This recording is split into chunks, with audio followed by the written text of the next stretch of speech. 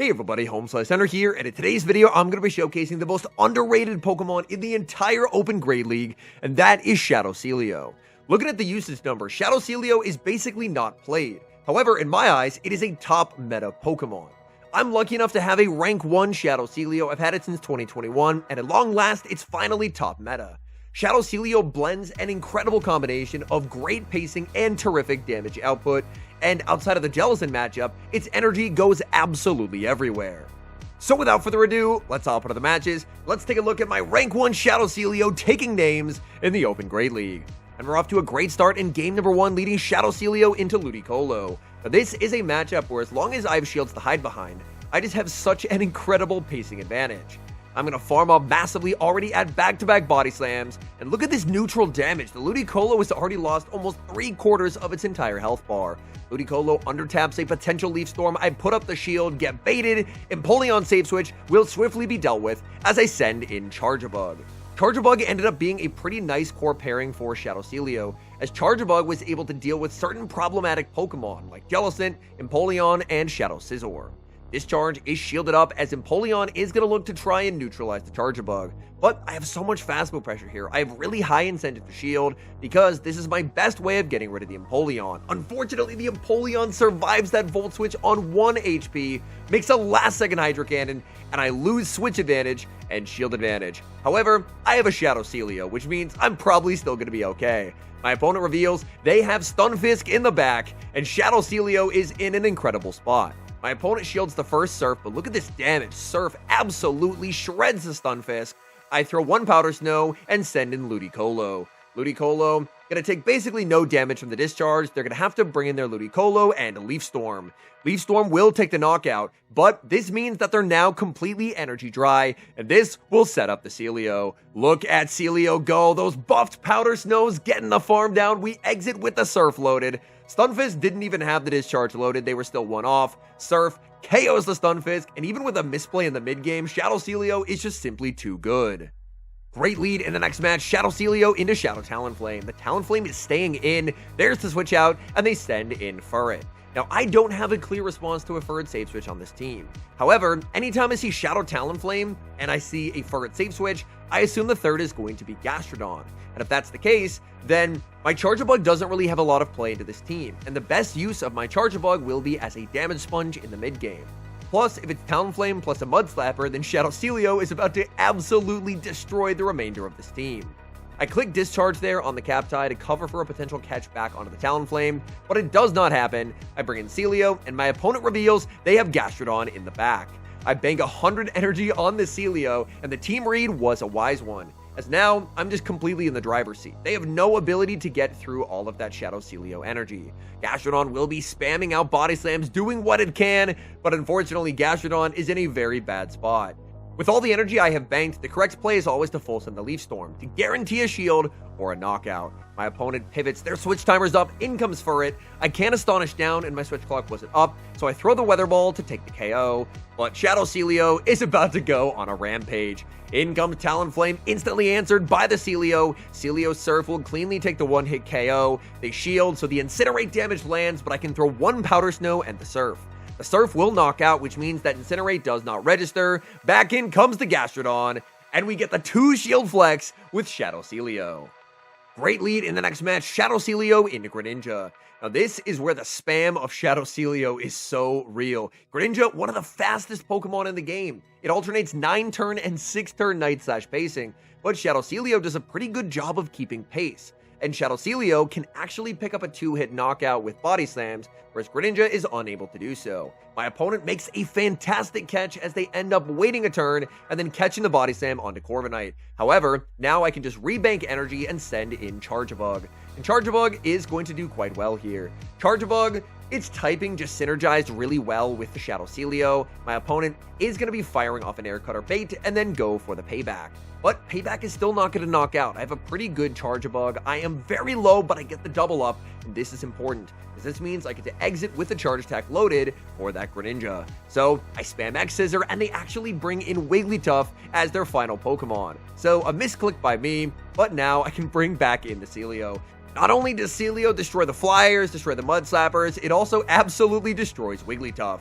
Wigglytuff forced the shield. They can't farm down. They send in Greninja, and Greninja will go for the Night Slash. Night Slash is going to be shielded. I get the Body Slam. This is still a decently healthy Greninja. So look at this damage right here. Body Slam lands. They're now deep into the red, and they're unable to get a farm down. Shadow Celio just too bulky. They're forced to fire off energy. Night Slash will take the KO. In comes Ludicolo.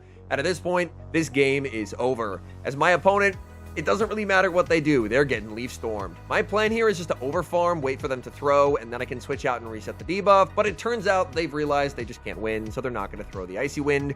Leaf Storm takes the knockout, and we're able to get the win. We move to the next match, picking up a very bad lead, Shadow Celio into Morpeko. This was my first time seeing Morpeko lead with the team, and honestly, I didn't really know what to do. So I end up safe switching Charjabug, which is not something I normally like to do. My opponent banks a ton of energy on Morpeko, which is a great play from them, and then they bring out Clefable. Clefable is a fine matchup here, like, it's very type neutral, but the thing that's going to lose me this game is all that Morpeko energy. My opponent suddenly reveals that they don't have Moonblast. They're Swift Meteor Mash, an interesting choice. Discharge never fails to be one of the worst moves in the game. Charjabug's typing is really cool, but Discharge we know is pretty bad. They Meteor Mash, which is a pretty smart play as it does do slightly more damage, and that Meteor Mash right there actually wins them this game because it gives them the perfect farm down. I'm unable to make it to my next X-Scissor, and now, unfortunately, I'm just getting swept by Morpeko. This is my first time seeing Morpeko with this team, and honestly, I really didn't like how safe-switching Charjabug felt. Normally, the safe switch is Ludicolo, but obviously with Astonish, Ludicolo doesn't do well into Morpeko either. So, unfortunately, I'm getting absolutely steamrolled in this game, but for future queues, if I do see Morpeko, I'm going to have to come up with a different strategy, because even though I'm weak to it, I feel like games against Morpeko should in theory be winnable. I send in the Celio, I'm calling the bait, they can safely double Aura Wheel and win the game. They do end up going for the Psychic Fangs, and at bare minimum, I will get to see what they had in back to maybe see if there was ever a chance. This time I will be shielding up as they are very heavily boosted. I'm now double debuffed, and in back, they had their own Ludicolo, and I will resign the match. We move to the next match, leading Shadow Celio into Florges. Even though Florges can spam out super effective damage every 10 turns with Trailblaze, this matchup is somehow not even bad for Celio. It turns out my opponent is actually on Disarming Voice and Chilling Water, so they're running a bit more of an anti-meta moveset, but even if they had Trailblaze, I mean, look how much damage that Surf does. Why does this Pokemon hit this hard? Shadow Celio has some pretty good bulk. I was just at a complete loss all day as to why this Pokemon kept dealing the amount of damage that it was dealing. Unfortunately, Charjabug in the back is going to be a problem. I throw 3 Powder Snows, transfer the Volt Switch damage onto my Charjabug, and then just no shield, because this is where I want to take this damage.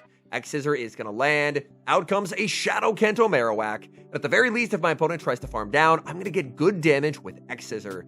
X-Scissor is going to land. My opponent is going to be firing off their charge attack instantly to deny X-Scissor number 2, but this will set up the farm for Ludicolo. In comes Ludicolo. It looks like there's a spinny ball of death there. I am visiting family for Christmas, and unfortunately their internet is not the greatest, so I do end up getting the one turn bring in, looking for the farm down. I do not get it, as back in comes the Charjabug. And unfortunately, missing that Astonish Sneak means that my opponent still has the Marowak left alive.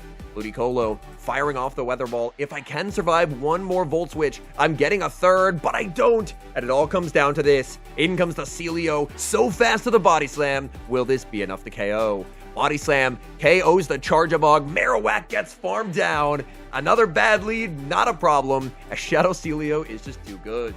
Unfortunately, we can't escape the bad leads, as in the next match, we queue into Morpeko once again. This time, however, I'm going to play it differently. I'm going to stay in with the Shadow Celio. I fire off the Body Slam, Morpeko puts up the shield. But look how much damage I'm doing to Morpeko with these Powder Snows. Morpeko's hitting me for super effective. I'm hitting for resisted damage, and somehow our damage is about equal. Actually, it looks like my Powder Snows are hitting slightly harder. I'm going to be shielding up as they Psychic Fangs bait into the Aura Wheel, and if nothing else, I'm able to get this Morpeko incredibly low. I farm up just shy of the back-to-back Body Slams. Body Slam into Morpeko, does get no-shielded, and Morpeko getting neutralized is a big win. In comes Galarian Corsola, and I really liked how this lead played out way better. Safe switching the Charjabug let my opponent bank a ton of energy, and then I just got absolutely crushed. But staying in with the Celio against Morpeko somehow was fine because of how hard those Powder Snows hit.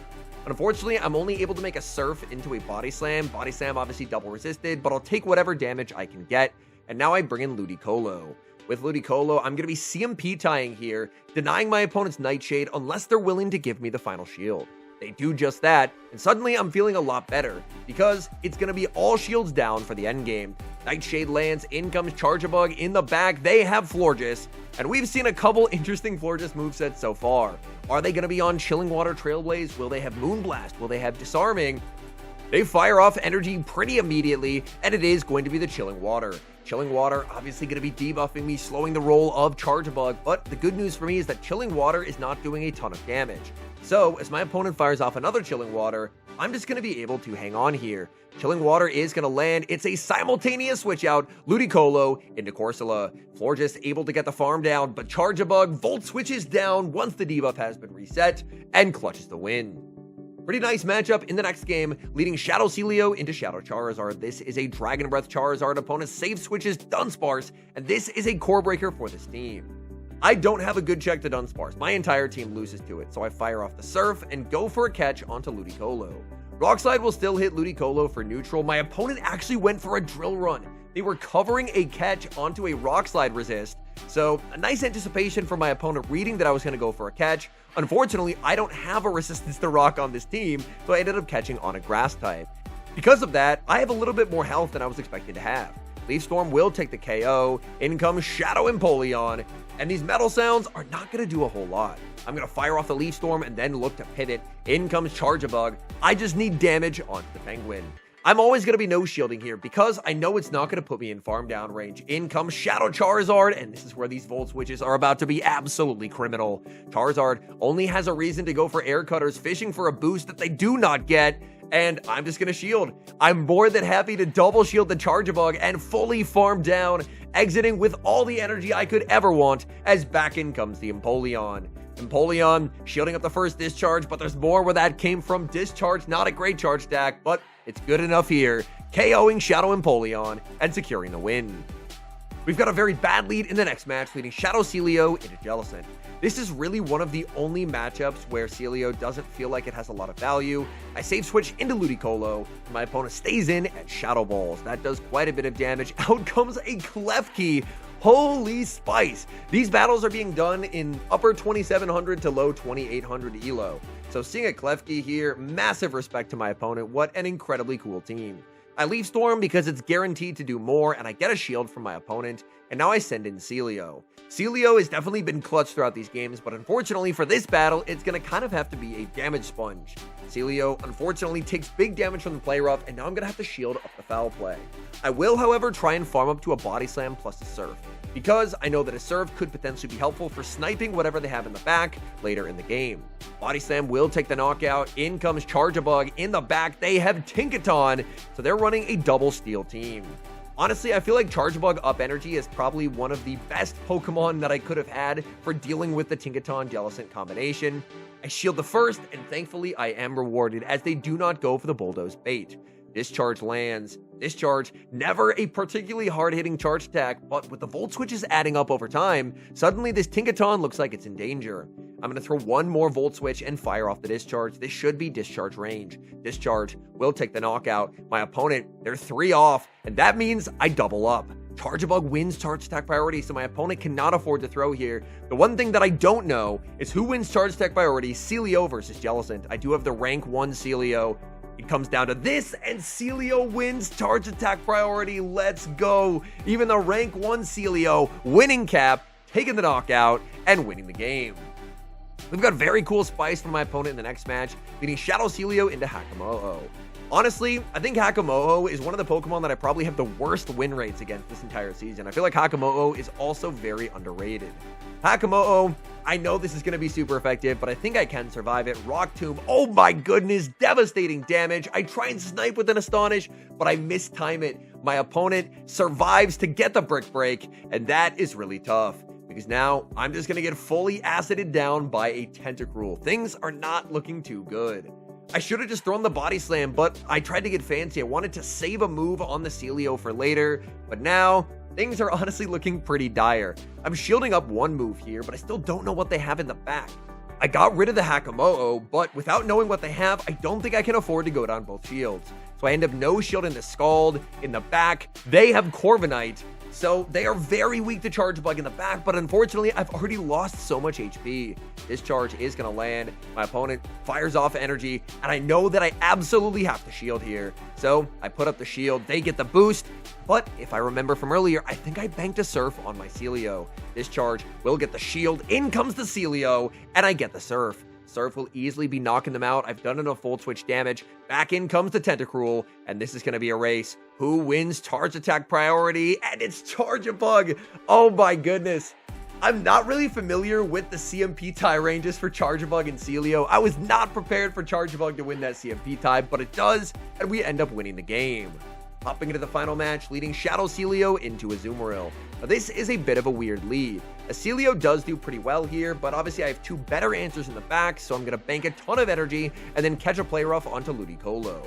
My opponent sends out a Shadow Drapion, and what season is this? Drapion. Oh my goodness. Seeing Drapion and Charge-a-Bug feels like an absolute throwback. My opponent definitely could have overfarmed quite a bit more here, and I think it actually would have benefited them quite a bit to do so. If they exited just shy of the back-to-back crunches, then I couldn't have farmed up to 100 before throwing my Body Slam. Body Slam will take the knockout. Opponent, they're waiting down the timer, but they should be bringing back in that Azumarill. In comes the Azumarill. I bank more energy, sending in the Charge-a-Bug, and my opponent is not switching out. If they're not switching out, I know something is very, very wrong, and Charge-a-Bug is core breaking them. The shield goes up, they end up Ice Beam baiting. I throw 2 Volt Switches in the move, which is the correct timing in a 4 vs 3 scenario, and Unleash Discharge. Discharge lands. Discharge, what do you know, does not take the knockout. They're going to get a play rough, and in the back, it's revealed they have Shadow Scizor. At this point, this game should basically be over. I have a ton of energy on the Celio, and I had 100 energy loaded on the Charge-a-Bug. So my opponent now has to decide, what charge attack do they want to land? They select Discharge as the charge attack to land, but from here, I should just be able to Powder Snow down with the Shadow Celio and take the win. I mean, Night Slash is not going to do much, but it's a safe thing to shield. We Powder Snow down Shadow Scizor, and that's a good game. I think Shadow Celio is an absolute force of nature in the Open Great League meta. It offers incredible neutral matchups across the board, and even at times when it's at a type disadvantage, it can still fight back incredibly well. 5-4 pacing to Body Slam, the new Powder Snow damage just absolutely shreds, and Surf gives it huge closing power, and we know how much of the meta is weak to water. I do really think this is a Pokemon that's being very heavily underused right now, and it's a lot stronger than people give it credit for.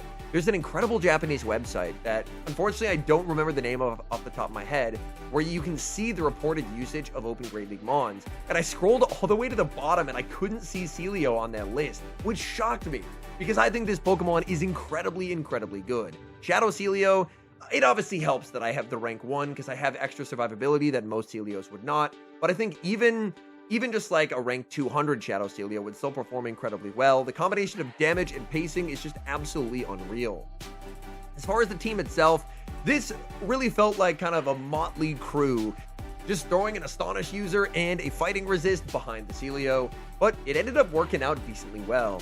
I believe across today's sets, I went 15 and 10 up to 28-25 elo, which at the time of recording, obviously at this point, we know there's going to be no leaderboards this season, but considering that the highest battle in the world right now just hit 2,900, it's safe to say 28-25 is probably top 50 in the world. So this team, proven results against some of the best battlers out there, and man, give Shadow Celio another look. I know people tried it quite a bit at the start of the season and have kind of shied away from it, but I think this is a Pokemon that people are sleeping on to a massive degree. Anyways, thank you guys so much for watching. If you enjoy watching content like this, please do consider leaving a like on the video and subscribe to the channel if you haven't. And a special thank you as always to our channel members here on YouTube. The support you guys provide is genuinely so appreciated. So thank you guys oh so very much. And until next time, I've been HomeSliceHenry.